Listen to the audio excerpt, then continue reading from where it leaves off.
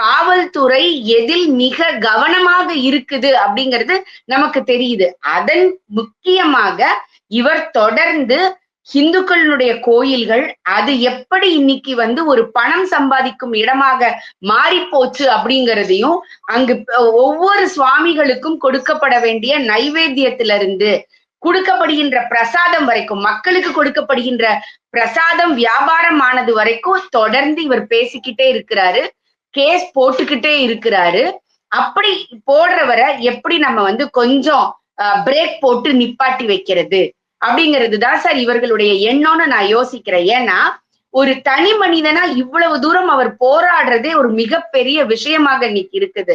நீங்களோ நானோ வருத்தப்படுவோம், மிஞ்சி போனா ஒரு ட்வீட் போடுவோம். ஆனால் ஒரு கேஸ ஃபைல் பண்ணி மதுரைக்கும் சென்னைக்கும் டெல்லிக்கும் ஒரு மனுஷன் அலையறாரு அப்படின்னு சொன்னா எந்த காசு யார்கிட்ட வாங்குறது